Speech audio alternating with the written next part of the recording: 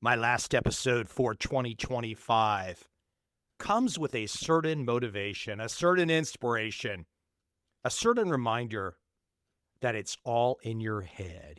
It's the 6 inches between your ears. And with that in mind, 2 guests from my archives that will put you in the spirit of being ready to kick some ass in 2026. I hope you enjoy and see you soon.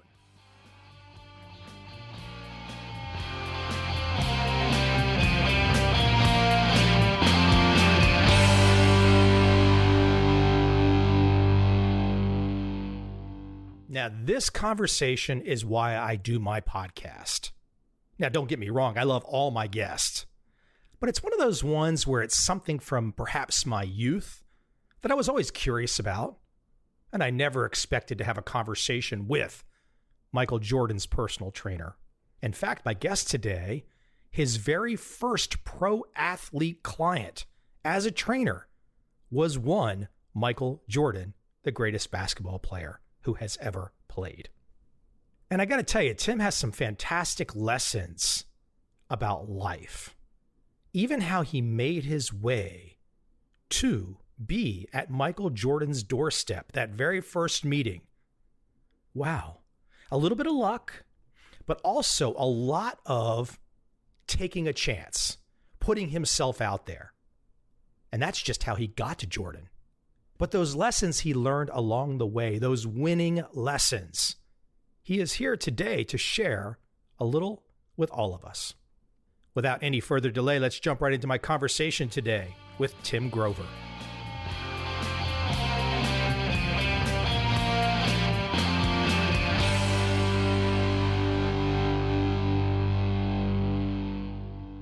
You've got about, I think, looking at ages, you've got about 4 years on me. So I want to take you back in time. I'm going to go a little fishing here in the beginning. I want to take you back in time to 1982. At that point in time, I was living 15 miles from Washington, D.C. I was a rabid Georgetown fan. My father went to Georgetown, and I sure as heck did not want that team in baby blue to win down at UNC. I loved watching that guy named Michael Jordan, but I did not want that team to win.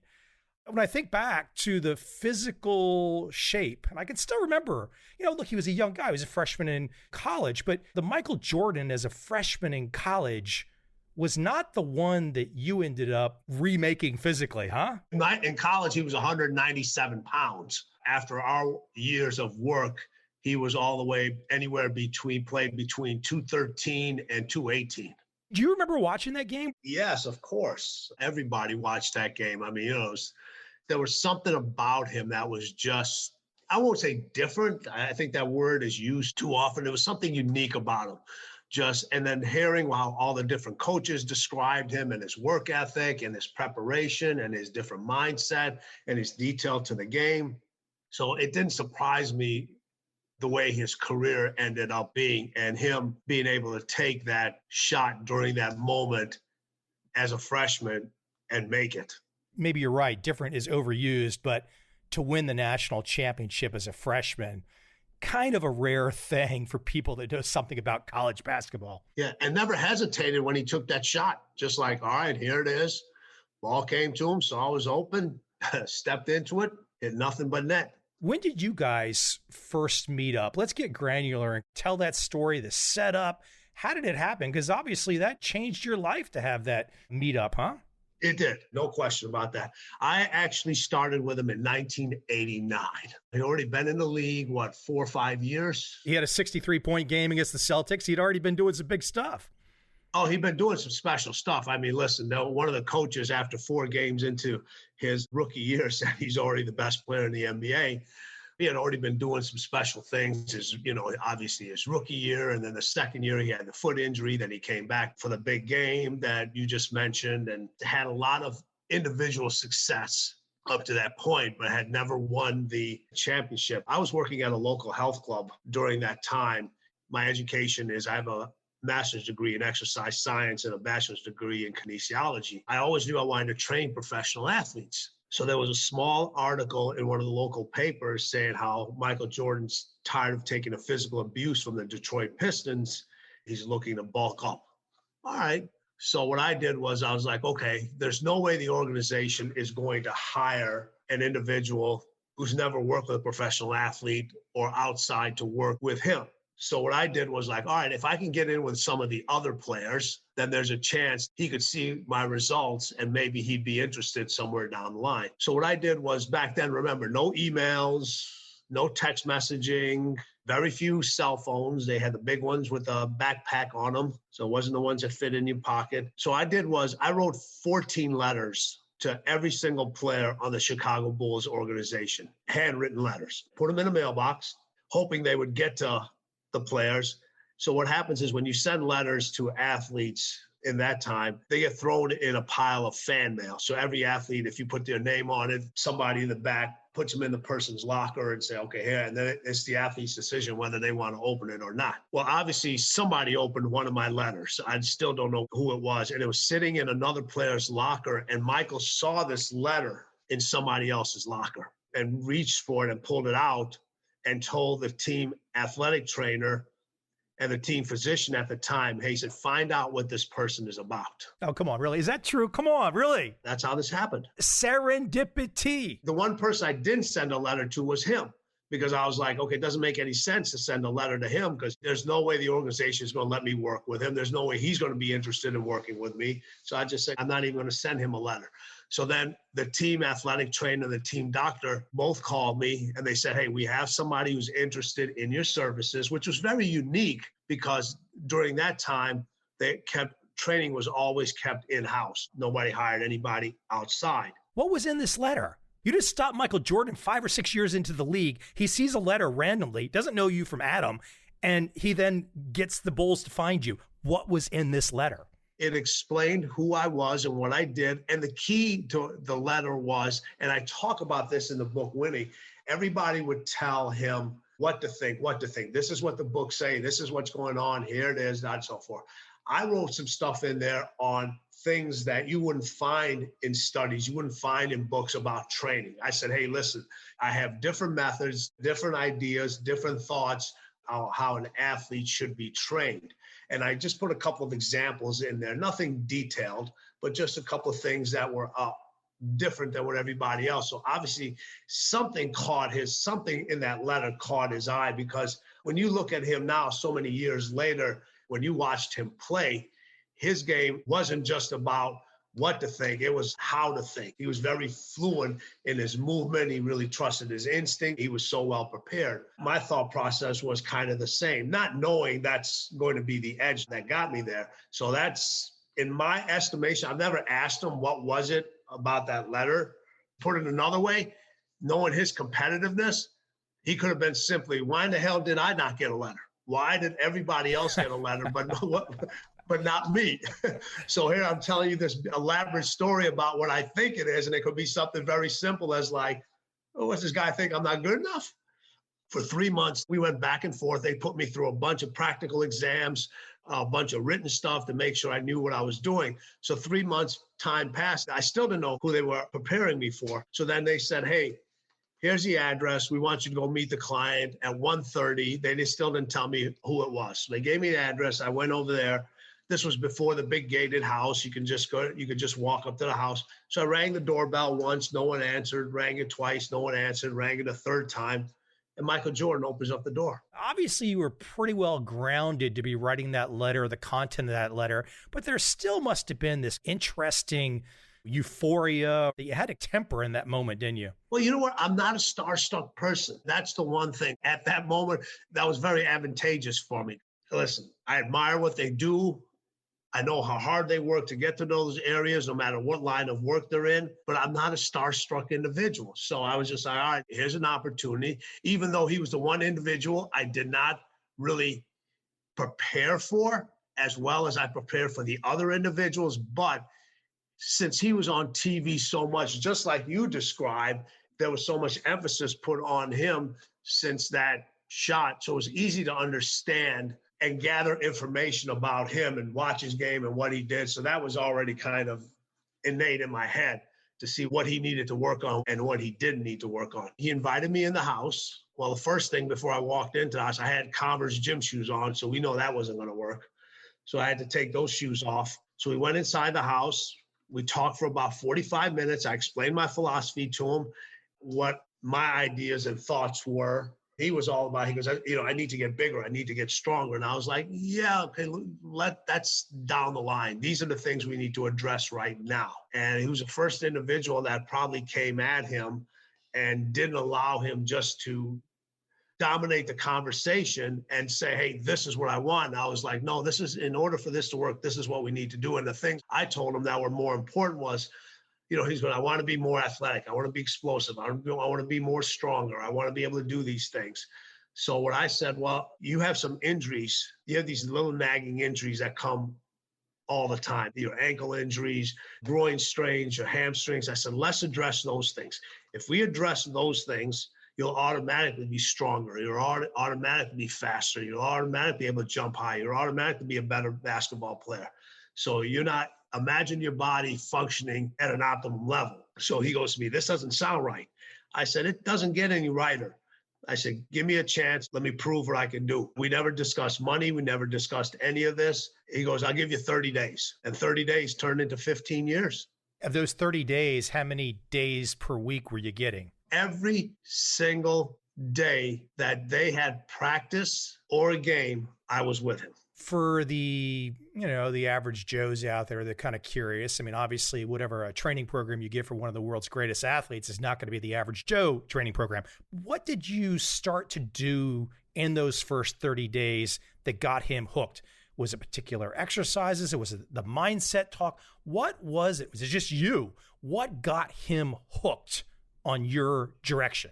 What got him hooked was I told him exactly how he was going to feel and where he was going to feel things 24 hours, 48 hours, 72 hours, 96. I was telling him exactly, hey, this is what your mind and body is going to feel during these times. When we do this particular exercise, this is what we're going to do. This is how your body's going to feel. This is what you're going to be able to do on the court. This is what's going to be a little bit difficult here.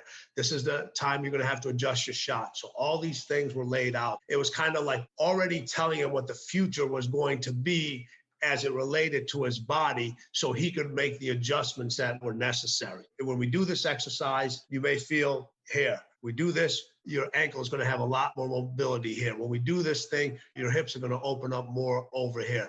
And also the program that I did it wasn't conventional to what everybody else would do. Normally you see people in gyms and when they work out, I'm just going to use a shoulder press movement for an example.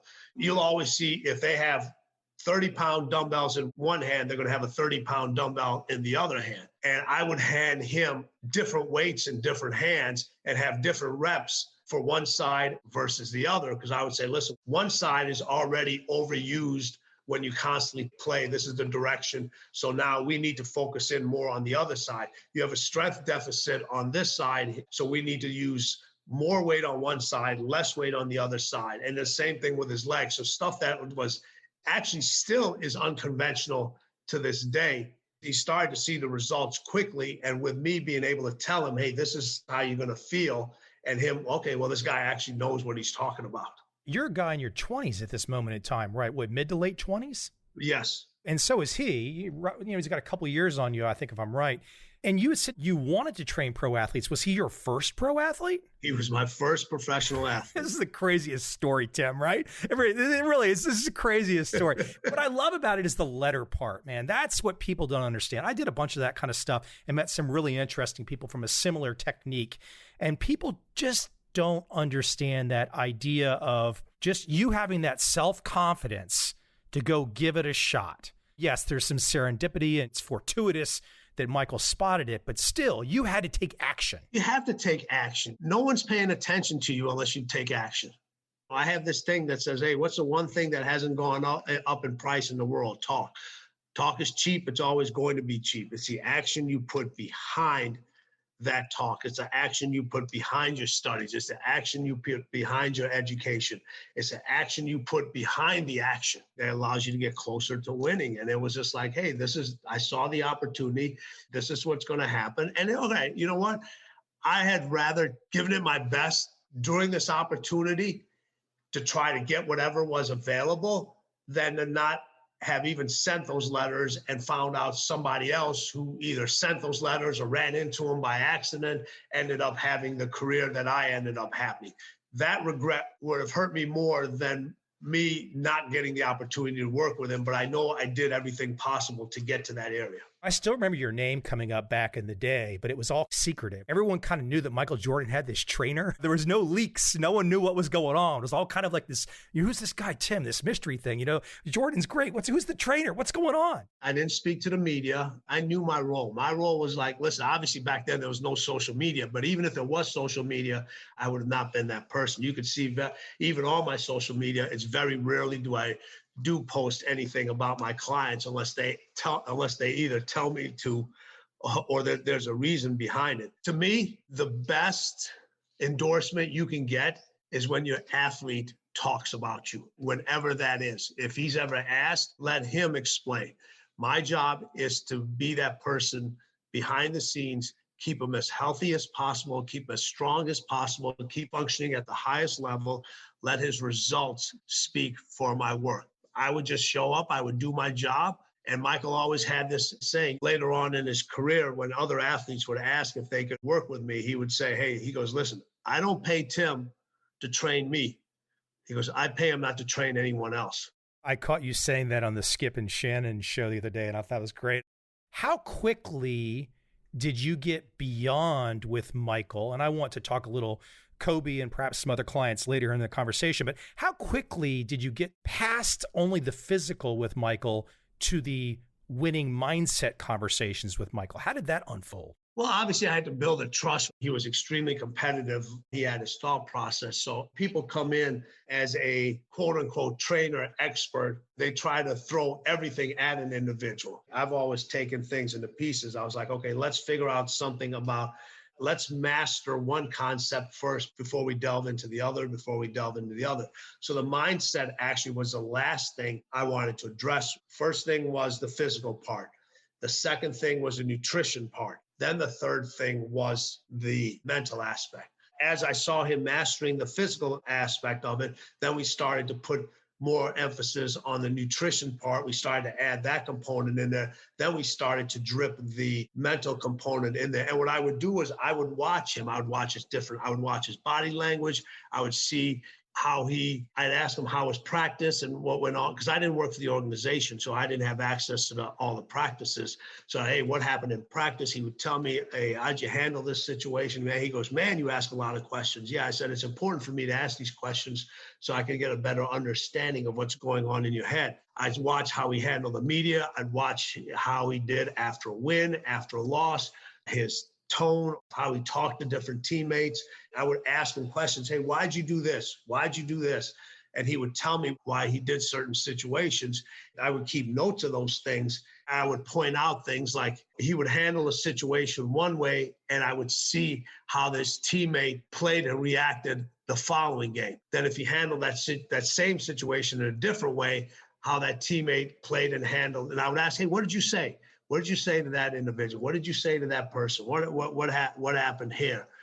And then I will point out, hey, this is the result you got. This is the result you didn't get when you handle this situation one way, when you handle a situation the other way. He would lose his temper in a certain game and how he would react towards the referees or what he would say. I would take and pinpoint everything that happened before and afterwards and see how the psychology of what was going on in his head and the different results he was getting with the different emotions, thoughts, and actions that were going on with all these different things going on. Everyone got a chance to see The Last Dance, and you got to see how competitive he was. So this wasn't always him learning from me. This was a lot of me learning from him and understanding that mindset of that individual, how important winning was to him. If we keep it at the Pistons for a moment, a big roadblock in his success. And I remember watching all those games and all those series and, especially the early series where the Bulls could not overcome.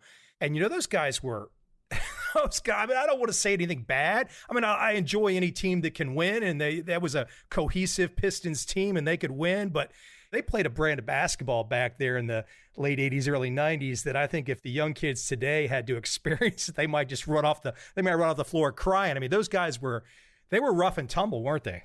Yes, they were. They did whatever the rules allowed them to do. Here it was. That's what it was. And they knew there was like, hey, listen, Chuck Daly had a rule. He goes, don't let Michael get airborne. If he gets in the air, we're in trouble. So that was like, hey, knock him on the floor, knock him on his ass, do what he's supposed to do. Make sure every time he comes to the lane, there are many hands on him. Every time there's a foul, make sure there's another foul afterwards. You can't be called for 2 fouls. So there was a strategy that was put into place, and they knew that it's just like boxing. If you continue to take those blows over and over and over again, it is going to take an adverse effect. It is. We had to develop that body and develop those muscles, not to be like a Teflon shield where he could take those blows and not only take those blows, be able to dish it out. And then when the Pistons saw that those blows weren't having the same effect anymore, then the psychological advantage kind of turned to the Bulls' favor. This winning mindset that you write about, it's so motivational. I mean, anyone with a pulse, even if they can't execute, even if they're just breezily going through your book, when you start to wrap your arms around this winning mindset, it really does energize you. And I think one thing, and I want you to run with this and explain to people, so much we hear in life is all about balance. Okay, you're going to be a super high achiever and you're going to have balance and all this other kind of stuff. How many super high achievers have you met with, quote, balance? None. There we go. Plain and simple, none. And you said high achievers is right there. Now, you'll get individuals who have reached that pinnacle of achievement, and now they have other people doing stuff for them, or they've developed enough wealth or whatever winning means to them, and now they can balance their lives a little bit more because they don't have those things. But nobody wants to talk about the time those high achievers took to get there, how many years and hours and decades they may have sacrificed where they didn't have any balance. Because what happens is, like I said in the book, winning demands obsession, or it'll find someone else to consume. Winning wants all of you. There is no balance. Everybody tells you need to have more balance. You need to have more balance. You don't find balance. That's the problem. You don't find balance. You create it. You create balance. And what you create balance, and your definition of balance could be completely different than somebody else's. What happens when people tell you you need more balance? Well, you start to add more. You start to add. Everybody says, oh, well, I need more balance. So I need to spend more time here, more time here, more time here. So when somebody says you need more balance, you actually become more unbalanced, because now you're trying to do all these things all over the place. It's like a juggler. I don't juggle, but I know it's a lot easier to juggle 3 things than it is to juggle 30 things. So when people tell you you need more balance, you kind of keep adding stuff, and that's not the way. How do you get closer to the balance that you want to create for yourself? It's not by the addition, it's by the deletion.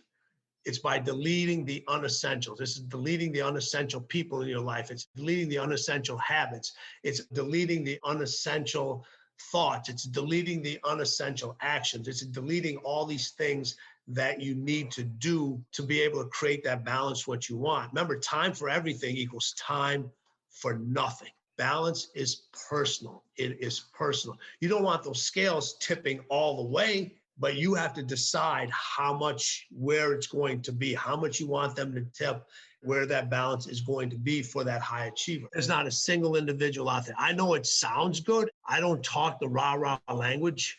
That's not me, because that's not what winning is about. Everybody wants to make it sound good, like you need to have balance in your life in order to achieve these things and all this other stuff. Your greatest winners, your most successful business people, your most successful teachers, your educators, your social workers, whatever it is, they have very little balance in their life. You could not have known everything you knew back in the day when you first met Michael that you know today. He must have been very comfortable with the idea of betting on you, betting on your energy, knowing that you knew a lot at that moment in time, but he was also betting on, I'm assuming, that you were going to be a constant learner as well.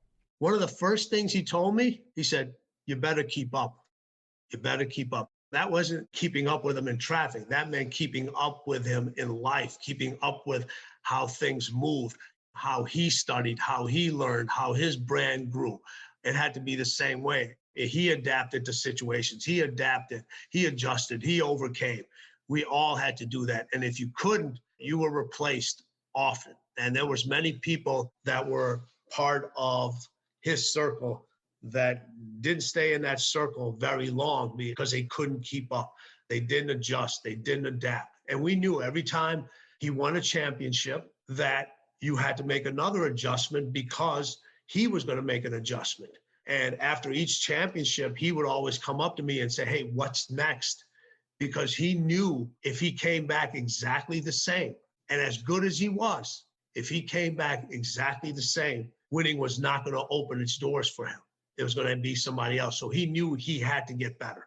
We knew we had to get better. His training had to get better. His mindset had to get better. You know, his schedule, everything had to get better. Everything had to get a little bit better. We knew we had to figure those ways out. If we allowed him to figure those things out, then he isn't allowed to do what he does best. It was our job to figure those things out and implement those things. He put us in a position of trust. He said, I trust you guys to do this stuff. So make sure you get it done. Make sure you stay on top of things. And every now and then he would test. He would say, hey, did you hear so-and-so? I say, yes, I already know it. Or he'll be like, oh, this athlete is doing this. Or have you heard about this method?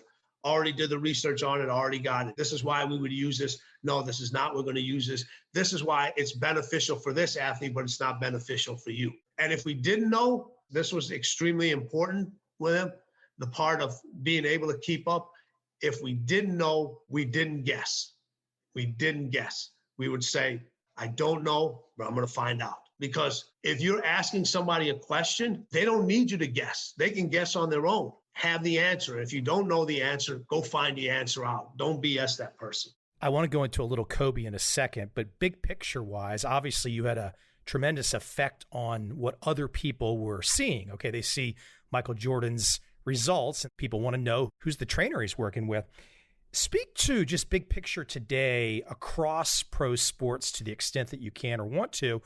How many pro athletes? I mean, the NBA is a pretty rarefied group. What, 300 guys maybe? I mean, there's some of the best athletes on the planet already. Some very natural, kind of born with it. Some work really hard at it. How many guys, or however you want to quantify this, where are we in terms of, if we look at the population of the NBA, guys that are employing the mindset and techniques that you have helped put forward? Do more guys today feel compelled to do it? Or is it still, there's still a rarefied air of people going all the way with the kind of mindset and techniques that you use? Well, all the way, not many. There are quite a few players. Maybe every single player at some level is using some kind of outside coach, whether it be a skill coach or maybe a strength and conditioning individual. I'd say that's at a very high percentage. Whether that individual is adapting the program for that person, that I can't say. Now it's become more, who are the results aimed for? Because you get a lot of individuals that the first thing they do is before they even train a client, they already got a picture of that individual up on Instagram. Well, whose brand are you trying to build? Are you worried about the results, or are you trying to build your own brand? What is it? And I understand the trajectory of how people do business now has changed, and people want to get the information out there. But I always say, let the results speak for themselves. The mindset stuff is extremely difficult. And this is a good segue into talking about Kobe, because everybody talked about the mama mentality, the mama mentality. And I've said this to more individuals. I said, the mama mentality is not a mentality. It's a lifestyle. All right. And I've seen mama mentality destroy and hinder more careers than it's actually helped. Define the Mamba mentality for those that might not be core basketball fans. Mamba mentality is, in a nutshell, a no prisoner mentality. That's what it is. It's just when you're competing, nothing else matters. When you are in that, when you're in your competitive nature, whether it not only in games, whether it's in practice, whether it's just shooting free throws, whatever it is, you are so ultra focused that nothing else matters around you. It's to the point where you are so selfish about winning. The zone, the flow state. Yes, it's just those things. And you don't come down to anybody else's level. You make them rise to yours. You don't back down. It's a place where Your mind is always stronger than your feelings. It's a huge thing over there. You understand? You don't say something nice to somebody because you don't want to hurt their feelings. It's truth. It's 100% truth. They always want you to be honest until it's time to be honest with them. You get to a certain point in your career where people are afraid to say no to you, or afraid to say, hey, this is wrong or this is incorrect. There's better ways of handling certain situations. That's what Mamba mentality is. So people love to say it. They love to hit like one basketball shot or throw one touchdown or whatever it is and say, oh, it's Mamba mentality. No, Mamba mentality, you don't talk about Mamba mentality. You just you go out there, you produce the results, you show what you're supposed to do. What's the root of that in Kobe? Where did that start in him? So what happened was he was going through a personal issue in his life at a certain stage in his career, and he wanted to create a separate alter ego identity to separate the two of what he was going on in his personal life and what was going on the basketball court. And I talk about this in the book, Winning, the movie Kill Bill. I don't know if you're familiar with that movie, but in the movie there was an assassin named the Black Mamba. So obviously, if Kobe's looking at something, he's not going to name his alter ego after a garden snake. He's going to name it after the most venomous snake out there. He saw the idea there, and it kind of evolved into this thing of this personality of, when I step into practice, when I go to play the games, when I'm on the road, this is the mentality I need to have. When I step in between those lines, this is who I am. It allowed him to focus, like you said, be in that flow state and be that individual where it was no prisoners, no second guessing, knowing that in order to win, that he had to use his heart less. He had to use his mind more, not worry about other people's feelings, didn't care what anybody thought about how he played, what he said, and being able to constantly stay in that flow state that you were talking about. I still remember some of those Boston series with Kobe. And as a Celtics fan, I was just like, damn, I grudgingly had to admit to myself, this guy is too good. I mean, he was just deadly. You had a nice setup on Michael, but speak to some of that one-on-one with you and Kobe. I mean, I'm not trying to compare and contrast. They've each got hellaciously incredible careers on their own, independently, just different stages and different generations and all that kind of stuff. Speak to your involvement with Kobe, perhaps a contrasted difference, something that was more unique in working with him. The two biggest differences, I would say, was Michael had full trust in me. He was just like, hey, I hired you, go do what you're supposed to do. I shouldn't have to question you. If I have to question you, just have the right answer, as I mentioned earlier. Kobe wanted to know everything. He wanted to know every single detail. He wanted to know why we were doing this exercise, why we were doing this exercise in this particular order. Why am I eating this thing? Why do you have me taking a nap at this time? He wanted to know every single detail. His questioning probably made you better, though, huh? It did make me better. I don't mind that. If I'm going to challenge you, you have the right to challenge me. Every single thing. And here's the thing. If I can't explain to you why we're doing something and why I have you thinking this way, or why I have you eating something, or why I'm having you doing this exercise, why I don't have you doing this exercise, we shouldn't be doing it. We shouldn't be doing it. There's a reason behind every single thing. And that reason is to get you a step closer to your next win. Challenge me all you want. And this was a way for him also to see, am I developing a program that was a Kobe Bryant program and not what a Michael Jordan program was? Yeah, there were pieces and foundations that were crossed. He wanted to make sure I wasn't just taking what Michael did, because his body type was different. His gameplay, the way he played, was different. I wasn't just taking what worked for one individual and trying to force it onto him. And he would ask, he goes, hey, did you have Michael do this thing? But I would say, yes, I had Michael do this. Or no, I didn't have him do this. Yeah, I had Michael do this way, but I'm having you doing this way. This is why I have you eating this. And I had Michael eating this, because your metabolic rates are different in different stages of your careers and everything. This is why I want you thinking about these things. I had Michael thinking about other things over here. There was a reason behind everything.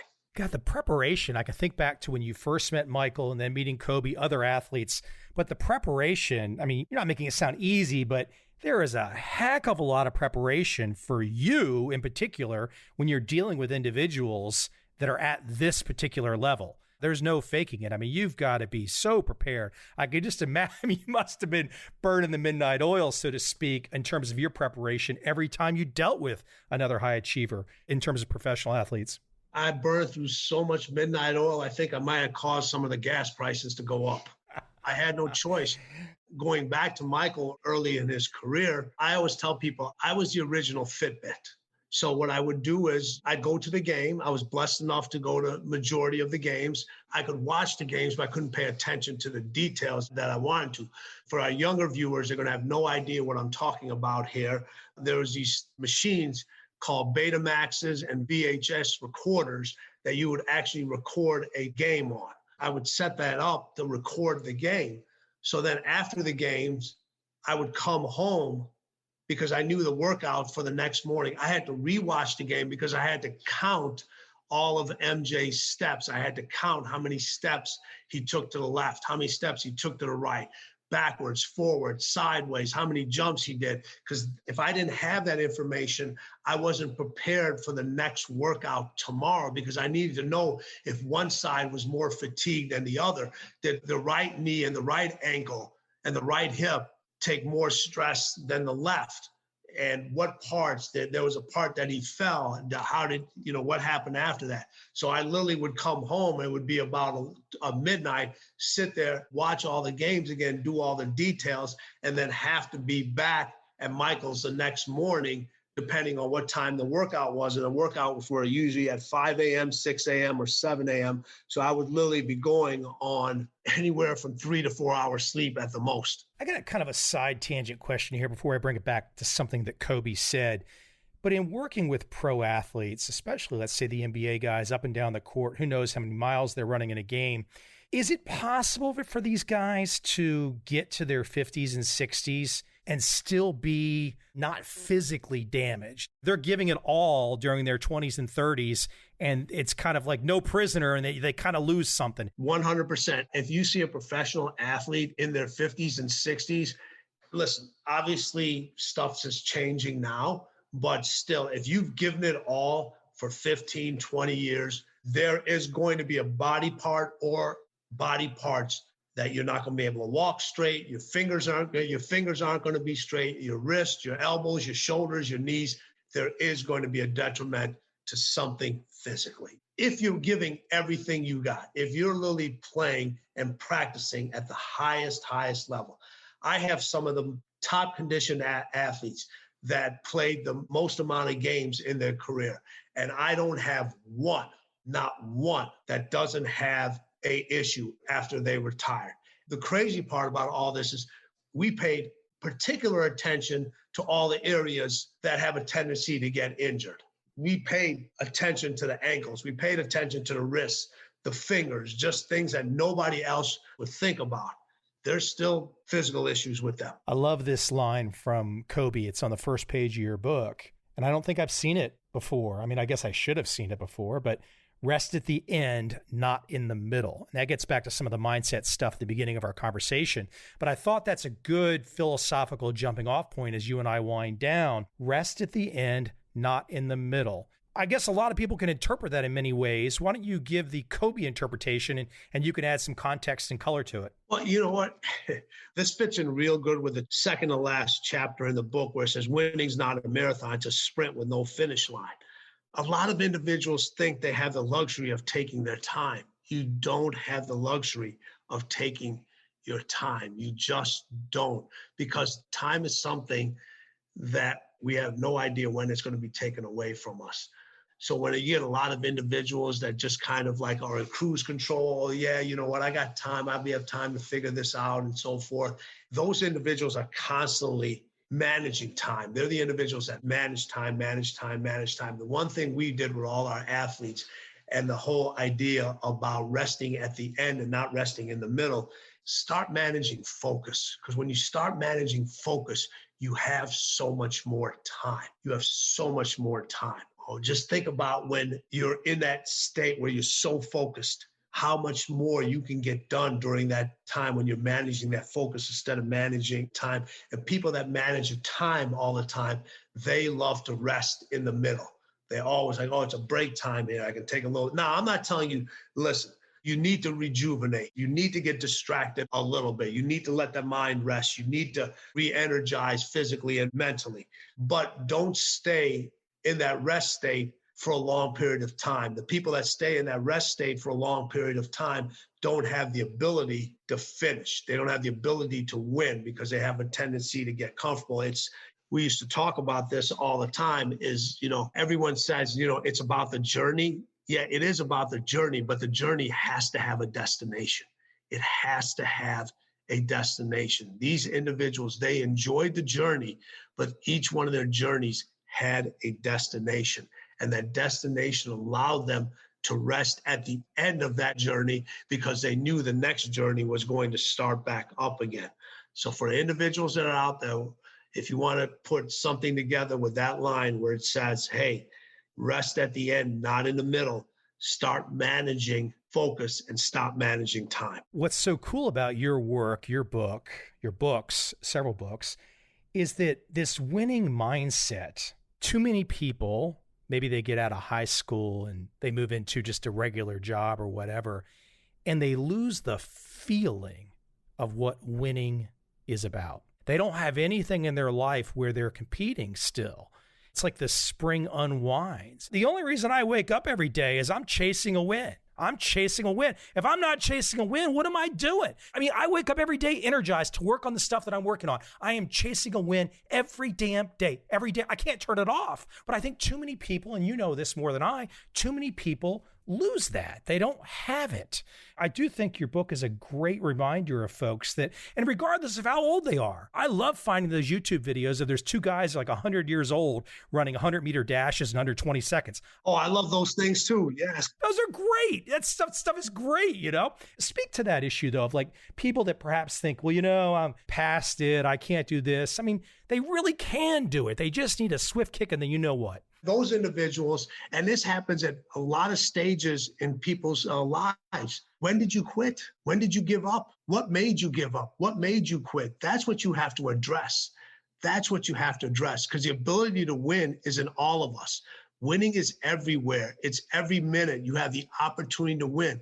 I also think a lot with everything that's been going on in the world these last year and a half, 2 years, whatever it was. People forgot what a win looks like. They forgot what it feels like. They've forgotten and they've gotten comfortable. They've gotten comfortable making excuses.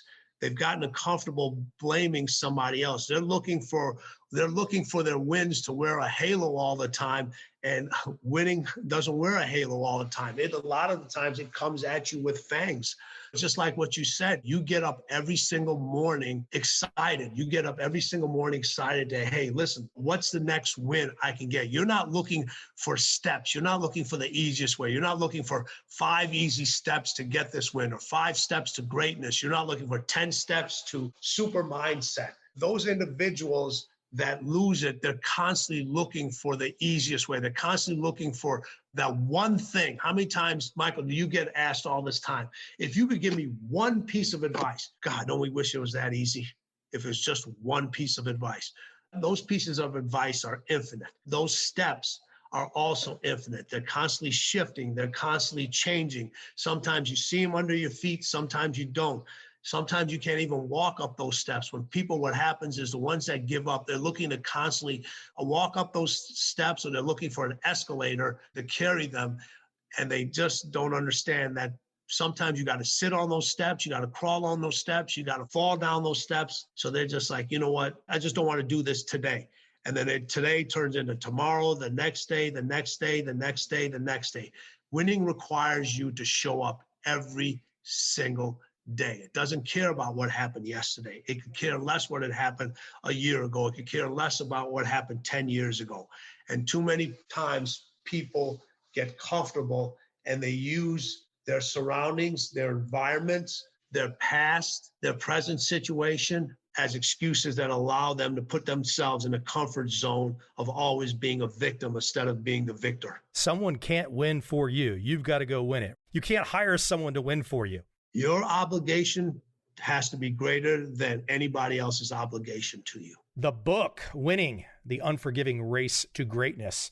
Motivational stuff. It's nighttime for me here in Asia, so now you've got me all jacked up. I will not be able to fall asleep. Where are you? I'm in Saigon, Vietnam. Oh my goodness. How long you been there? 8 years. I was randomly living in San Diego, got invited on a speaking tour for one of my books, and I loved Asia. And I said, well, gosh, I was in 20 cities in a 3-month stretch, and I had the most fun in Saigon, so I said, I'm going to stay. That's winning.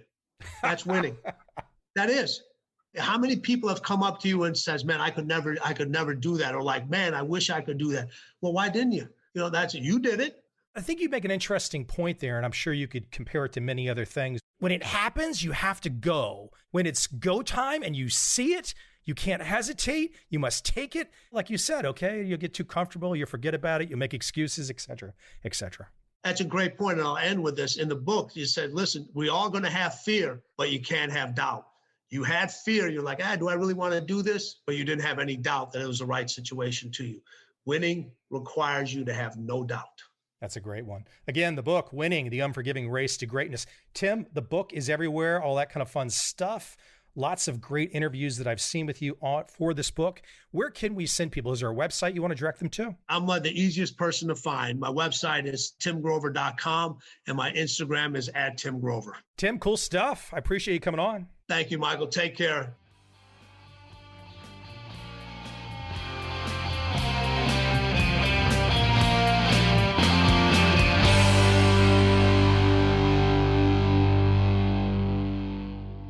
My guest today has an endorsement on the front of his book from Eli Manning, 2-time Super Bowl MVP. Studying confidence with Dr. Zenzer helped me win 2 Super Bowls. Who doesn't want that endorsement? That's just fabulous. My guest today is Nate Zenzer. He is the director of the Performance Psychology Program at the United States Military Academy at West Point. This is the most comprehensive mental training program in the country. He has helped 2 generations of cadets develop their leadership in the U.S. Army. And as I mentioned, Eli Manning, he has also helped out numerous pro athletes and pro sports teams. Our conversation today is about confidence primarily and everything that stems from confidence. Because look, we all need a little bit of that unshakable performance. And Nate has done the hard work. He's figured out what we all need to know. Without any further delay, let's jump right into my conversation today about the confident mind with Nate Zenzer. I hope you enjoy this conversation.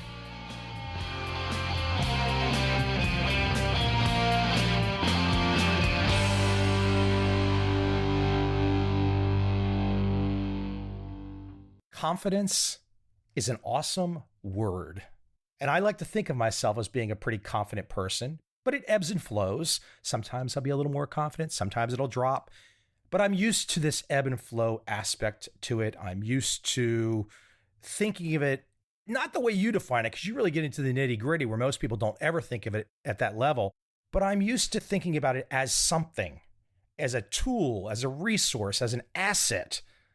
And I don't think a lot of people do think about it like that.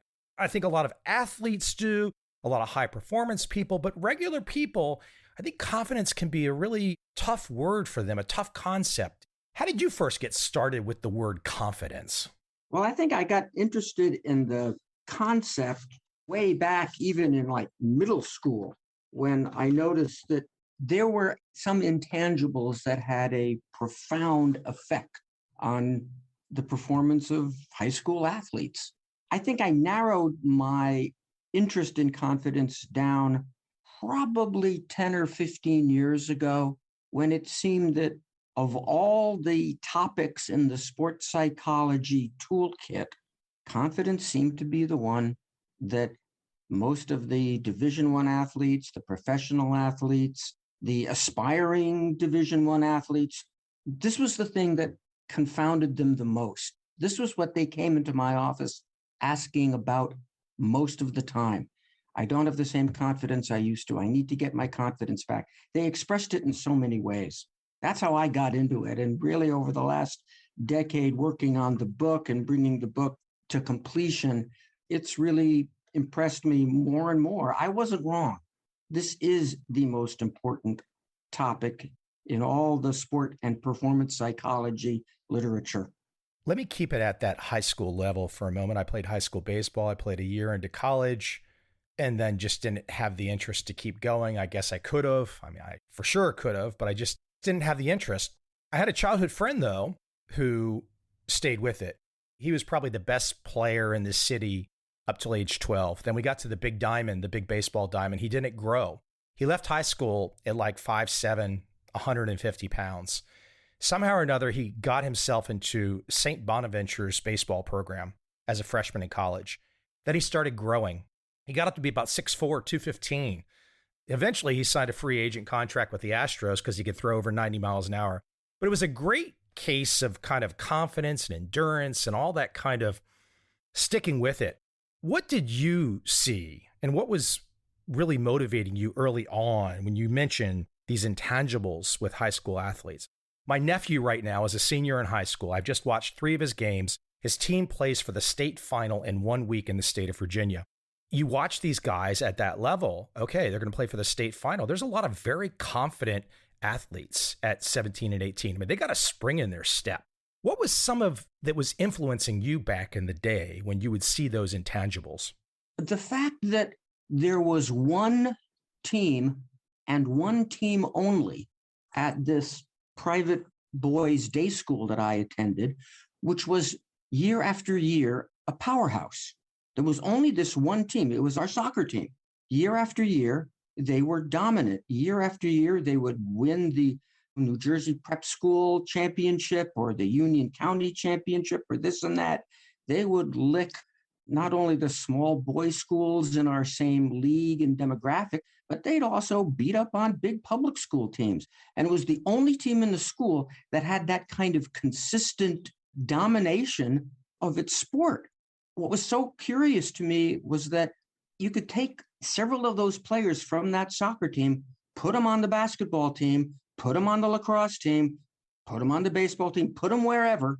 This is back in the days when boys played 2 and 3 sports consistently. If you were an athlete, you played a lot of sports. This was well before the era of specialization. But if you could put these same fellas on other teams, they just didn't perform as well. And there was something about the way that coach and that coaching staff communicated to the soccer players in the context of soccer, that if you hang with the sport, if you maybe go to a summer camp, you're probably going to play for us as a junior and a senior. And every year, the team was packed. You'd have 5 or 6 starting seniors, 3 or 4 starting juniors, and 1 hotshot sophomore who you knew in 2 years was going to be the captain. And so every year there was this mystique, a very functional, self-fulfilling prophecy about this particular sport, and it didn't exist for any other team at the school. And I have this very powerful memory that I've shared with a lot of people of sitting at the lunch table one day. I think I'm in 9th grade, and I'm explaining to a couple other guys in my class that if our class gets a little seasoning, gets a little practice, gets some experience, we could have a really good wrestling team in a couple of years. Now, the backstory is that our wrestling team at the school had been a doormat for decades. But I was thinking we might be pretty good because we got some good guys in our class. And this classmate, looked across the table from me and said, "Nate, shut up. You're never going to be any good. Guys at this school don't wrestle well. We're good in soccer. We're good sometimes in swimming and sometimes in tennis, but we've never been good in wrestling and we never will be." I was really taken aback by that this fellow could have such a clear crystal ball about the future. And again, it was another self-fulfilling prophecy that was operating in his mind. And I'm proud to say that in my junior year, our wrestling team had the first winning season in decades. And we had another winning season as a senior. Since then, the school has not been a doormat in wrestling. It's not necessarily a powerhouse. That change wasn't so much because we were such talented wrestlers. It was because we refused to buy in to the status quo. We refused to buy into the belief that we couldn't be big. That was an experience of mine that really highlighted how important confidence, the way you think about yourself, the sense of certainty that you have about yourself in a given situation really expresses itself in the performance arena. When I listened to what you just said, I wanted to say confidence is contagious, but then I thought to myself, no, confidence can be contagious, because for some people, if they don't have the right frame of mind, it won't be contagious, or it won't be, to use a better word than contagious, it won't be learned. I think you're absolutely dead on with that.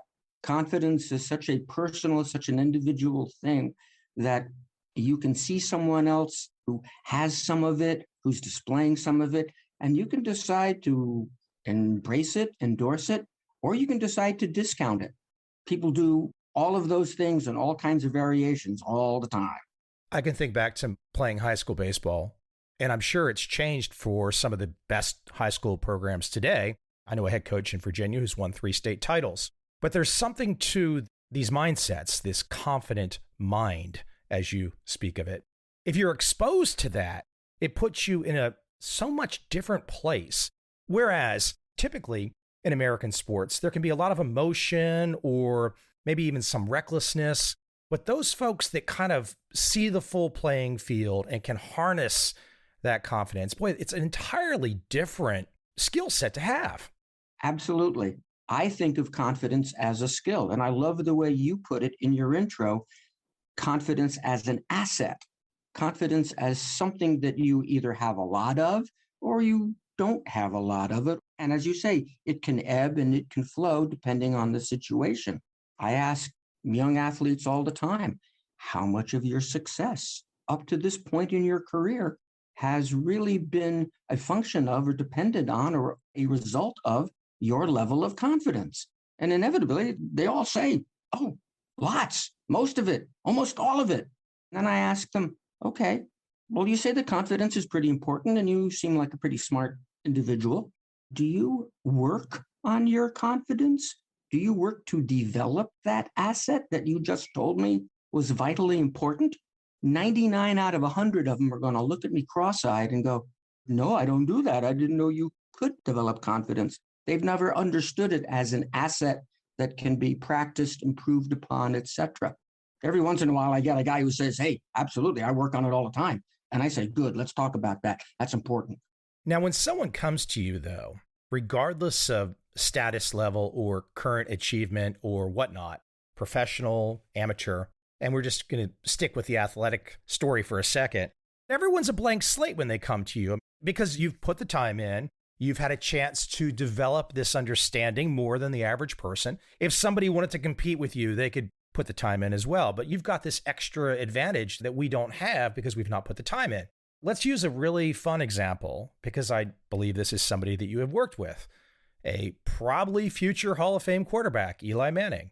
Now, when you get involved with an Eli Manning for the first time, and you'll have to tell me when you met him and all that, you have to still approach that meeting as a blank slate, meaning you can't assume, even though he's had all kinds of success, you can't assume that he knows what you know. How do you approach that first kind of meeting with an Eli Manning or with me? Pretty much the same way. I ask, what brings you into my presence? I ask, what do you think you need to learn about or develop in yourself or change? And I ask, well, what does success look like to you? Based on that, the conversation usually flows. I typically follow those questions up with a conversation about, tell me about the times when you have performed beautifully. Tell me about your most successful, memorable, fulfilling moments in your sport or your art or your profession. Tell me what you're like when you're at your best and give me adjectives that describe your state of mind in those moments. Once that conversation gets going, so many wonderful things come up because people learn that their state of mind is so important, so directly influencing their level of performance. And we learned about how they get out of that state and how they can get back in it. So often it comes down to, all right, I have to learn to think about myself in more constructive terms. I need to learn to be more certain about myself. And if I can just get to that state of certainty, I open myself up for basically transcendent moments, what they call flow in the popular lexicon. Michael Csikszentmihalyi. Not a bad pronunciation, huh? Not bad. Mihai would be okay with that. I was fortunate to speak with him. I very nearly pursued a master's degree under his tutelage at the University of Chicago. This is going back to 1978. Csikszentmihalyi coined that beautiful term, and it has entered into the popular terminology. I am fascinated with those moments of transcendent grace and ease and power, what he called flow, what so many other people just called being in the zone. I've experienced that myself on a few rare and beautiful occasions. And boy, does that keep you coming back for more. Let me keep it at Eli Manning for a moment. I'm not going to let you escape. We've got a guy who's going to probably be in the Hall of Fame.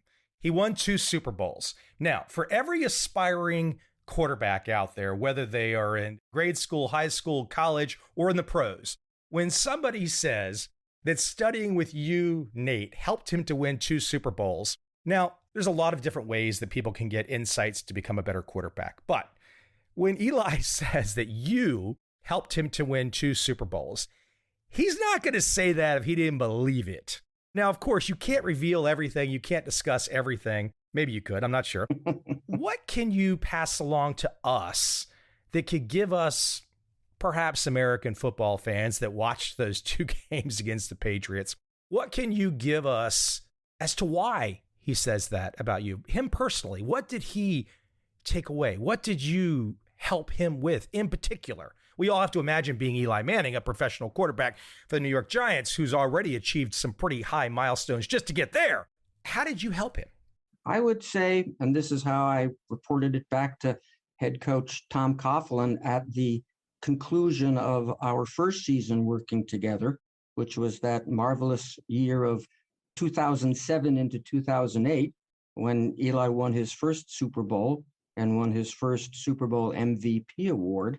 What I helped Eli do was have a sense of himself that was independent of stats, independent of wins and losses, independent of what sports writers and fans all thought of him.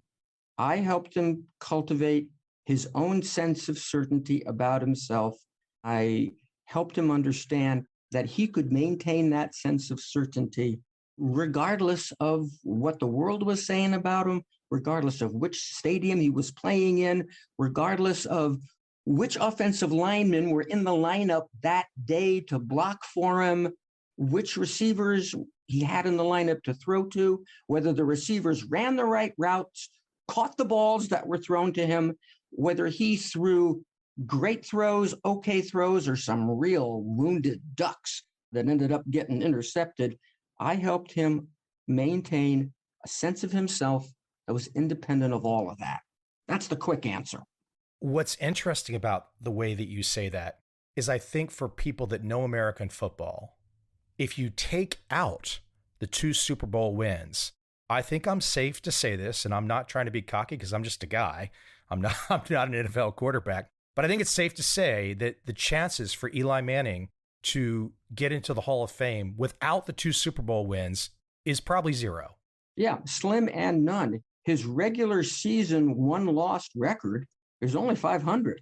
But when the chips were down in the biggest moments of his career, Eli delivered. And that's what he's going to be remembered for. Absolutely. What's so great about this, and I was thinking about it earlier, is regardless of whether we're talking football or military or just daily walk of life, human beings, except for perhaps Shaquille O'Neal, we're all roughly, give or take, in the same physical space. Meaning, for an NFL quarterback, I mean, Eli Manning is physically as another guy. I mean, there's all kinds of other guys. I mean, I look in professional baseball, there are all kinds of guys in professional baseball that are all-stars who are 5'9", 180 pounds. Right. They don't stand out physically. Absolutely. Right. You might pass him in the airport and you have no earthly idea. You just passed a guy who's making $20 million a year as a professional athlete. And I think that's what's really interesting about your work is because that 6 inches between the ears is once you put aside the physical, which, okay, we can all kind of get there if we want that. Well, maybe not everybody, but whatever. The mental side is all of it. Can't argue with that. That's why I'm in business. The world of professional sports is finally paying formal attention to that importance. They've always paid a little bit of attention to it, but now they're addressing it a little more formally, a little more directly. The military is doing the same thing.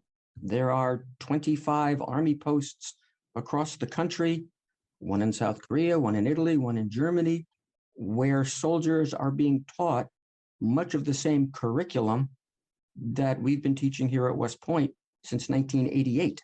So it's getting out there because people are finally realizing that, okay, we've always known that that space between your ears is the most important battle space a soldier, a sailor, a marine, or an airman can have. But now we're going to take the time and the energy and spend the money to address it somewhat formally so that we're not leaving it up to chance, as we've done in past decades. Do you find that some people will come into your world, they want your expertise, they want your insights? This could be sports, it could be military, it could be any walk of life, Fortune 500. They come into your perspective. They want to listen to what you have to say. Perhaps they've paid good money for these insights. And they seem to have all of that opening meeting. They have all of that desire seems to be there. But then they get into what the hard work is. They get into what you really do. And some of these, quote, top performers can't go with you. They can't get over the hump. They can't accept where you are. Do you bump into that where some people just can't go with you to this way of confidence that you look at? I wouldn't say that they can't. I would say, and I say this charitably, they decide not to. It's not that they can't, it's that they won't. The reasons why they might not are many and varied. I think most of them come down to the fact that cultivating a confident attitude runs rather counter to many strong cultural and societal forces that these young men, young women grew up understanding and grew up basing their sense of self and their understanding of what performance was all about.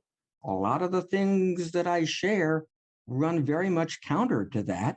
Some people have trouble accepting that and putting these principles into daily practice because it just doesn't mesh with their past enough. Does it become an argument? Do people want to argue over these ideas with you? Sometimes, absolutely. I would say that perhaps the most common disagreement in cultivating a confident attitude is the idea that if I start looking for the best in myself on a routine, steady, daily basis, following all the principles in the Confident Mind book, I'm likely to become a little too self-satisfied, a little too complacent, a little too happy. And I've always been told that you got to be hard on yourself. You can't let yourself be satisfied. And it's that misunderstanding, that conflict that prevents people from sometimes embracing my methodology.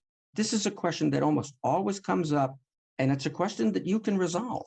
There is a time and a place to be your own harshest critic, and there's a time and a place to be your own best and most honest friend. Most folks haven't worked that out yet. They need a little guidance. But that is an area of considerable controversy, Michael. Yeah, before I read a book, especially a book like yours, The Confident Mind, before I read a book, I will quickly skim through it to see if there's anything that I could find that I disagree with. Your work, for someone like me, I say to myself, well, maybe I am not currently executing all that Nate has put together. Maybe I won't execute all, but I can't find disagreement. It's like, where am I finding the disagreement? Because it's just so logical. It's so plainly logical. It's so plainly evident. It's self-evident. And again, this is not like I salute you for putting the time and energy in to pull everything together, but it's not because it's like that you did it in particular. It's just you have brought it all together. And when someone sees that, you see that amount of work and you see how it's all tied together, to disagree with it is kind of ego. Well, thank you. That's a nice compliment. I'll take it. Let's talk about failure. In my world, in the investing world, it's all about failure because the mantra is cut your losses. Let your winners run and cut your losses, which obviously is going to fit right into your world in many ways too. For a lot of people, that idea of cutting losses, and that could be money, it could be anything. It could be relationships, it could be some venture you're started, whatever the loss is. If something is going bad for you, letting it go and not living with it nonstop. It sounds simple, but it's so hard to execute, huh? Boy, you are dead on with that. Most of the time when I am engaging with a performer, asking them, okay, tell me about those fulfilling moments. Tell me about your state of mind when you're great. I get a few adjectives. I get clear. I get energized. I get instinctive. And then I ask them the question, well, okay, what do you like the rest of the time in your sort of average everyday moments that aren't very special? They will give me adjectives like, my mind is busy, cluttered, diffuse, overthinking. Just as you advise in the investment world to cut your losses, stop doing the things that don't work, I'm advising all my clients, okay, let's get away from that busy mind. Let's get away from that overthinking process. Those are the mental habits that interfere with the sense of certainty about yourself, with the sense of trust that opens the door to those magical transcendent moments. It's really, in a sense, mentally a process of stop doing the things that mess you up. I just watched the Washington football team yesterday, and they've got a young kid who apparently was out of the league, and a guy named Taylor Heineke, and they put him onto the team a couple years ago, and they won a big game yesterday against the Raiders. And a couple other Washington players went ahead and said about this guy, it doesn't matter. He just keeps coming back. If he throws an interception, he's the same guy. If he throws a touchdown, he's the same guy. He just keeps coming back. And that's a lot where your world is, isn't it? Absolutely. I would go so far as to say is that is pretty much where my world is. The ability to be sort of even-keeled about oneself in these high-pressure moments. Quarterback in the NFL is a very glaring spotlight. You're the guy who touches the ball on every offensive play. Every decision you make, everything that you do is under incredible scrutiny, not just by the play-by-play analyst on the television broadcast, but by 20 zillion sports bloggers around the country.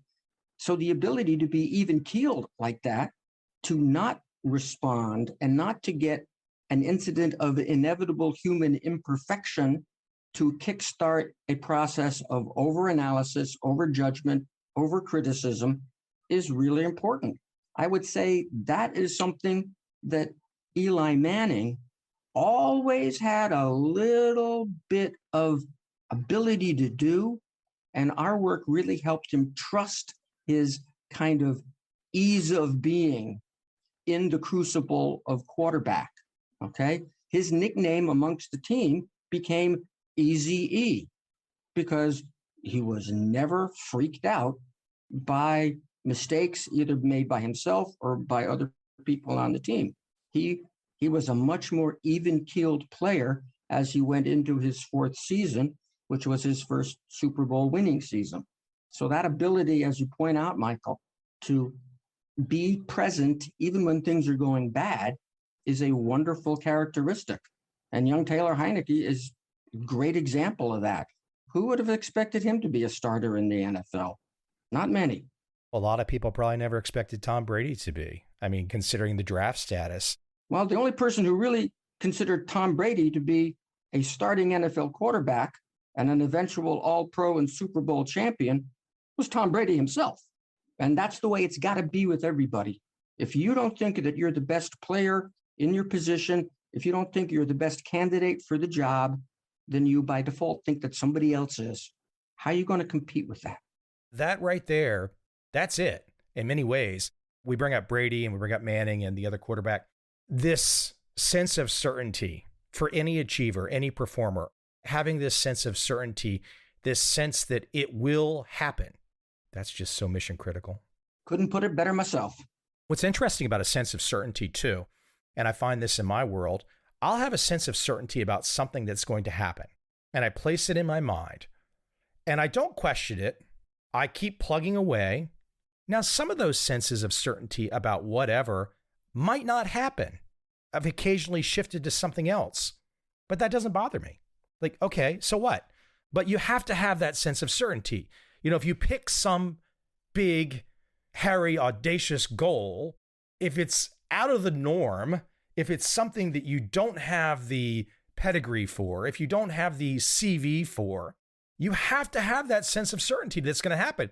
And the fun thing about that sense of certainty, and I want you to touch on this, is how it rubs off on other people. We're all social beings. We all pick up on one another, whether we're aware of it or not. And somebody who has that sense of certainty, and again, I think NFL quarterbacks are a wonderful small sample size to look at here. The NFL quarterback who steps into the huddle, regardless of the game situation, and just by his demeanor, his tone of voice, his body language, the look on his face, looking around that huddle, just the way he is in that huddle as he calls the plays and claps his hands to send the team out onto the line of scrimmage, that is contagious. That matters. I'm sure some of the other players on the team won't maybe consciously register that, but it's there on a nonverbal level, and it's very powerful. Now, that quarterback can have it either intuitively or learned. And that's the thing. So that back to the skill, back to the asset part. When that quarterback comes up to the team in the huddle and at the line, I mean, okay, maybe he's learned it. I say intuitively, but he's learned it his whole career versus maybe sitting down with someone like yourself. Or, and the alternative, and Eli Manning says, well, I sat down with Nate and that really helped me to get to 2 Super Bowls. Either way, there's a skill being deployed there. Absolutely. That skill is honed in the film room when the quarterback and the offensive coordinator and a couple of the receivers are in the room studying the film. It's the way that quarterback is in that setting. That also matters. The skill is honed there. The skill is honed in practice. The skill is honed doing weekly interviews that, like every NFL quarterback has to do, right after the game, again on Monday, again on Wednesday. And if they get into the playoffs, they've got to do even more of those on the Saturdays before the playoff games.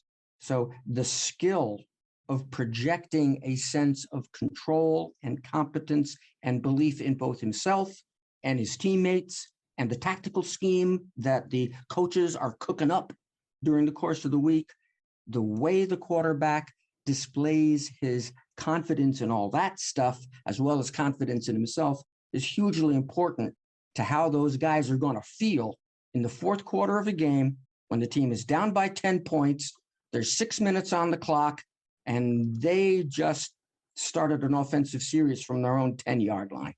Are they going to say, hey, we can do this. This is great. What a great story this is going to be. Or are they going to come into that huddle and go, oh, geez, we got a long way to go. I don't know if we're going to be able to make it. The quarterback will very often set the tone and get guys to believe that, hey, let's play ball. Let's move the sticks. We got everything we need. Time to rock, fellas. Let me give an example, though, that's away from football, and I'll go personal with me. I don't know if I've said this before exactly on this podcast, but when I started this podcast in 2012, I interviewed mostly traders and investors. But after about a year of that, I said to myself, well, I want to go a little bit wider. It's not just interesting anymore. I need to go wider. And I had done a documentary film years before, and I had a chance to interview a Nobel Prize winner named Vernon Smith. And so I recalled in my mind, that Daniel Kahneman had shared the Nobel with Vernon Smith that year. And I really wanted to get Kahneman on this podcast. So I emailed him just out of the blue to his Princeton address, no response. So then finally, I reached out to Smith and I said, Dr. Smith, would you like to come on this podcast? And he came on because I had interviewed him before. Then once I had Vernon Smith on the podcast, I sent that interview to Daniel Kahneman. And then Kahneman said, okay, sure, I'll come on your podcast. That was a good interview with Vernon. I know him. Once Daniel Kahneman came on, I started sending emails to whoever looked interesting to me. Now, I'm not saying this to be cocky. This was a learned skill on my side because even before I started the podcast, I had already had the experience of being a, quote, average person who could reach out and communicate with people that at least looked like in the headlines to be massive stars. So I had that experience.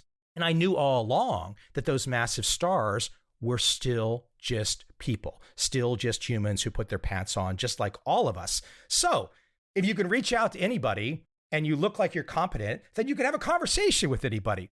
But none of that was like to pat myself on the back and say, oh, Mike, you're all that. No, it was just I'd had the chance to experience what happens when you meet some of these highest achievers and you gain a certain amount of confidence. And I'm sure to talk about your practice at various stages, you probably were working with people that were not so well known before Eli Manning. But you developed also in yourself a certain confidence that like when Eli Manning walked in the door, you're like, well, this is no problem. He's just another guy. Absolutely.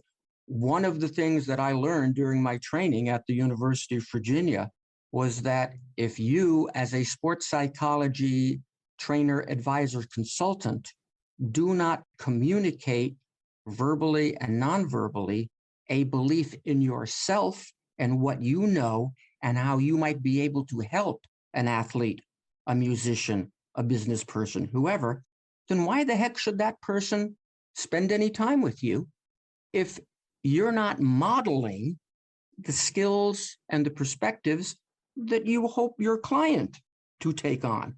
I remember sitting down, gosh, this would have been 2003, 2004.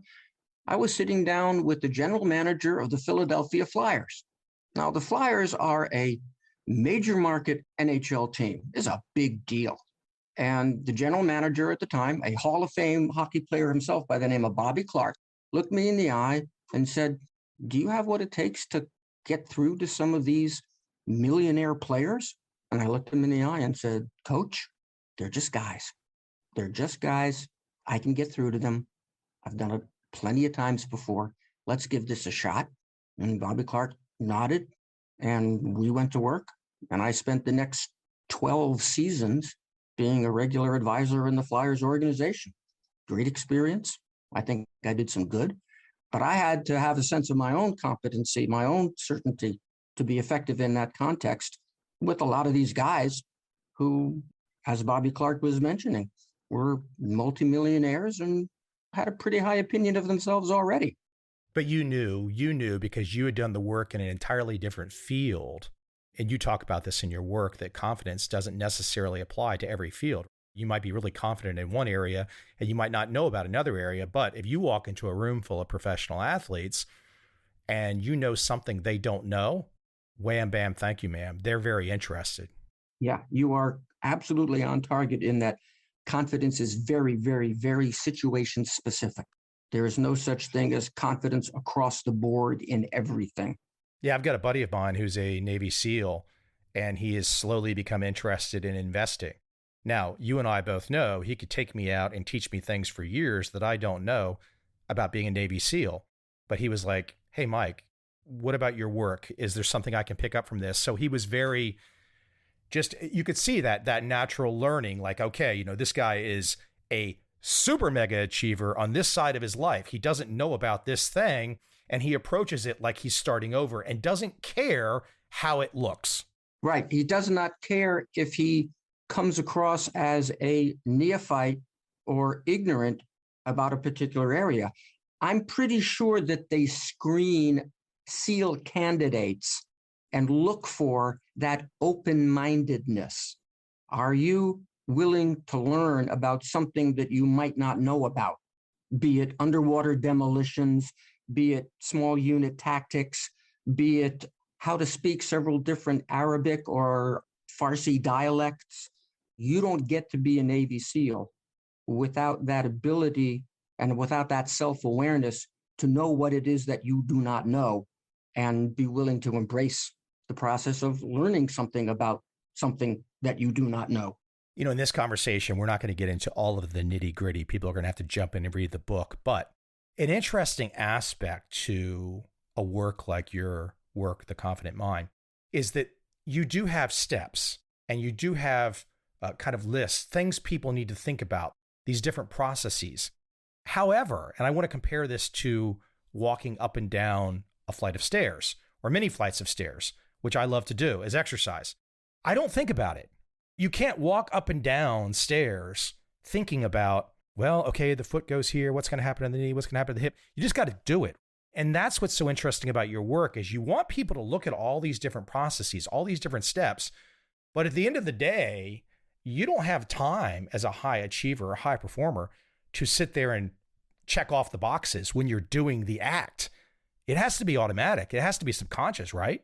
It has to be automatic when you are in the performance arena. Absolutely. I mean, look, this is probably a very long answer, but how do you start to get people into that mindset? Because you might have someone that comes into your purview and they want the steps, so to speak, and maybe they get a little fixated on the steps and they lose a little bit sight of the automatic part of it. How do you help people to bridge that chasm from the steps to automatic? I stress with people basically practicing being automatic at certain parts of their daily practice or rehearsal time. If you are practicing a simple skill, if you're an offensive lineman and you're with your position group at the start of practice and you're just practicing getting off the ball with your pads low, that's a time to be somewhat stepwise, somewhat systematic, and you have to be practicing. Okay, this is what I need to take away from that drill. This is what I need to be taking away from that drill. But when it's time for your practice to include a much larger range of skills, besides just getting off the ball, when it's time to practice a complex skill, well, let's just assume we've got it all in place, fella, and I want you to practice being automatic. Look, do, sense, and react. I want you to cultivate that habit about yourself in certain parts of your practice. In other parts of your practice, when you're just working on one thing at a time, that's when you get to be more analytical, more judgmental, and if necessary, critical. But as soon as we get with the entire offense and we're doing scrimmage type activities and we're running through full plays and we're really working against the defense that we think we're going to see come Saturday, we want to practice that sense of instinctiveness and automaticity. I hope that answers your question, Michael, because it's a very important one. It does. It does. And let me kind of dovetail into that with the idea of relaxation. And I love the way you say this, training yourself to relax on cue. You're talking to somebody, me, who after growing up in the States, spending most of my time in the States, I've spent 8 years in a Buddhist country. Now, I've not done a lot of study per se of Buddhism and whatnot, but I do practice yoga. So I'm in that physical environment quite a bit. And I'm sure by the process of osmosis, it's worn off on me quite a bit. And I do think I've kind of developed a skill set more in the headspace of where you talk about relaxing on cue. And this is some of the work that you work with the cadets at West Point, breathing exercises and whatnot. Is there a certain amount of your work and your CV that's been influenced by Eastern culture? Oh, without a doubt. I have been influenced as much by my participation and my very serious training in traditional Japanese karate as I have been influenced by the formal Western scientific study of sports psychology. I will go so far as to say that sports psychology started out with the training of warriors in Eastern cultures going way, way, way back. I advise all my staffers to study very carefully the Bhagavad Gita, which is one of the oldest stories in human history. And it's about a reluctant warrior who has to go forth and do battle. And he learns to get out of his head, to get out of his conscious, deliberate mind and deliver when he has to deliver. The author Stephen Pressfield made a wonderful retelling of that story into 1920s time frame, the book The Legend of Bagger Vance.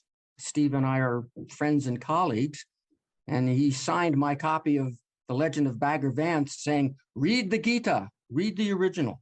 So I have been very influenced by Eastern cultures. I've been very influenced by my study of martial arts, which really emphasizes first and foremost, you got to be in the right mindset. You have to see your opponent. You have to be very aware of yourself, and you have to be very non-judgmental, very clear, so that you can actually sense what is going on in a combat encounter. I could talk for days about that, Michael. Well, maybe we'll do that longer conversation too, if you're ever game. The interesting aspect to this is if people try to imagine a combat situation, and it's very difficult if we've not been in that, and I have not been in. I've been in fights, but that's a lot different than bullets flying. So let's imagine somebody at some point in time in the last 20 years, an American soldier, People can have the political debate another time, but an American soldier is in Afghanistan and bullets are flying, bodies are dropping, death is all around. Now, some people listening might be saying, well, okay, that's great, relax on cue. Well, put that one aside. That's not relevant now. That's not the right way to think, is it? No, not at all. You have to relax enough so that your sensory channels are open to what they need to be open to. No, you are not going to be floating in a hot tub relaxed when bullets are flying and bodies are dropping. But you don't have the luxury of being so wound up, so hyped up that your vision tunnels, your muscles tense, your blood flow constricts, and you lose the ability to stay present in the moment. I tell several stories about combat moments in the Confident Mind book. And the common denominator in all of those stories is the ability of these officers who are West Point grads, who trained under my supervision while they were cadets, to control their breathing, be able to maintain a sense of certainty in the moment so that they could accurately call in the airstrikes, direct their various fire teams to the right target in order to ensure that everybody got out of that firefight alive. So the quick answer to your question is, even in the most dangerous moments, you still have to have a sense of self-control, and you better practice that self-control long before you get into those moments, or you might not have it when you need it the most.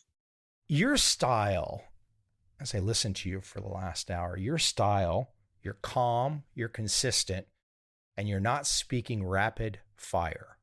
Is that just your personality, or is that a learned skill set? Is that the way that you work with everyone? It's very interesting the way you present. I would say the answer to that is I may always have had a little bit of it, but boy, have I worked on it in order to be effective. I have organized so many of my presentations and so many of my speaking points with that same calm, deliberate manner that you just identified. And if I'm teaching something, I try to be very clear and deliberate. And I say, it's 1, 2, 3. It's this, this, and this. Do, re, mi, 1, 2, 3, A, B, C. For those of us who have been around a while, Mo, Larry, and Curly is a way of putting things in perspective, simple groups of 3 that people can relate to. I find that a lot of cadets these days don't understand Mo, Larry, and Curly anymore.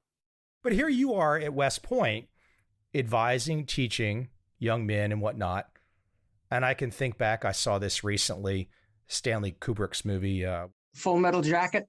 Full Metal Jacket. The drill sergeant in Full Metal Jacket. That would be the way that most people would think young men in the military are trained. I know there's some aspect of that might take place, but you're like the polar opposite. I mean, you couldn't be any farther away than the drill sergeant in Full Metal Jacket. Well, let's acknowledge that Full Metal Jacket is a movie. Of course, of course. But that guy was real. He actually was a Marine drill sergeant in real life. Okay. And I'm sure Mr. Kubrick and the directorial staff wanted to bring out certain parts of his persona, certain parts of his behavior, and emphasize them under camera for the sake of communicating certain points and certain feelings in the movie. You still need to have some element of that decisiveness, that, call it ferocity, on the part of a drill sergeant, and that still exists today. But we're also developing some different skills, the ability to listen, the ability to communicate in more than just one style, because not everybody who enters Marine Corps boot camp or Army basic training is going to relate and understand and actually thrive under a single directorial instructor style. I mean, you got to have a little flexibility if you're going to communicate effectively to the kinds of wide audiences that we actually have in our armed forces. One last point that I think is really key. It's a great word. A lot of people don't use it. Maybe they think of this word in terms of celebrations or religious ceremonies or whatnot. But the word joy is such a great word. And to find a place in our lives where we wake up, and even if we don't think of the word joy, but we're acting with joy, we are just clued in and we're happy and we're doing our thing. This is such a huge part of this too. I mean, one can learn all of the skills that you want to give us, but if the joy's not there, it can be tough. That's got to be there where it's kind of halfway done. Couldn't agree more. Why are you doing this in the first place? Why did you choose to spend all those hours as a kid playing hockey or playing the guitar or doing experiments with rocketry? What brings you joy? And for so many people, they started out with an activity because it was joyful. And then at some point in their developmental process, somebody said, okay, now you got to get serious about it if you're really going to be good. And a little bit of that joy, sometimes a lot of that joy, just gets squeezed to the periphery and maybe even squeezed out altogether. So encouraging people to hang on to that sense of excitement, that sense of joy, that childlike fascination, whether we're talking about lacrosse or whether we're talking about learning foreign language or jumping out of airplanes, is super important. I can't put a value on it, but I am constantly bringing people back to that sense of innate satisfaction, that ineffable joy in doing something that's just cool for its own sake. That's it, right? Cool for its own sake. Yeah, that's a big, big, big part of it. It's tough for a lot of folks because I think a lot of people get caught up in that world of like, I've got to get the job. They don't like the job. I've got to get the wife. Maybe they don't like the wife or they don't like the husband, whatever. And they kind of go down this life of checking boxes and they really don't find a box that's joyful. Sometimes you got to look at yourself and ask the question, now, why am I doing this? Am I doing this because I genuinely enjoy it, genuinely think there's some excitement in it? Let's be honest, Michael, every job is going to have some garbage that comes along with it. We don't live in a perfect world. But can you hang on to your sense of satisfaction and joy and excitement and seek that out in various places in your life? Maybe you're not going to have it 24/7. Maybe you're only going to have it a few hours each day. But can you use that and hang on to that and get enough of your mental and emotional satisfaction to sustain you? I did a conversation just a few weeks ago that appeared in the Bloomberg Business Week about burnout. Think about the concept of burnout. A fire burns out because it doesn't have fuel. Well, what's the fuel that you need in your life to sustain yourself? Are you looking for that? Are you getting it? Keep looking for it because you're probably going to find it if you look properly. That's my advice to a lot of people. You definitely are not the kind of guy that's going to get away with a 2-minute Bloomberg interview. Maybe you'll do the interview, but you're definitely a guy that needs more time because there's a lot of nuance to this. There's more explanation is needed. I'm sure you have fun in the longer form interviews versus some of the quick ones. Well, that's why I enjoy talking to people like you who take the time to ask the right questions so that we can actually get into some of the nuances of these important issues. The book, The Confident Mind, a battle-tested guide to unshakable performance. Look, we have only just skimmed the surface today, so people are going to really need to jump in and do some reading. And I'm sure if they've got any questions, they can reach out to you and all that kind of fun stuff. Nate, is there a website we can send people to? Where would you like to direct people to? They can find you at West Point if they need to find you, but where can we send people? NateZinser.com is ready to rock. People can address me directly there, and I'm happy to reach out. Well, I think maybe in a past life you were a Buddhist monk because I feel more relaxed after an hour of talking with you. So I'm quite certain that in a past life, I was indeed a samurai, a monk, somebody who tested himself regularly. Great stuff. Great stuff. Listen, I appreciate you coming on. I really enjoyed the conversation. I enjoy getting a chance to, on this podcast, so many different minds, so to speak. And you've just carved out a really interesting niche for your life. And I appreciate you sharing your wisdom. Well, thank you so much for the privilege of being on your podcast.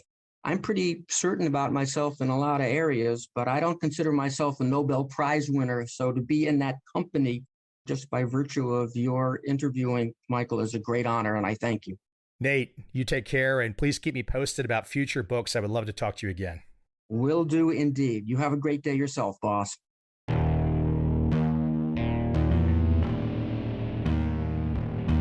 I see a time when those awake will understand how to make money in up, down, and surprise markets. Whether new trader or experienced, college student or financial advisor, protecting against a crash or just trying to make a lot of money, trend following offers everyone an answer in uncertain times.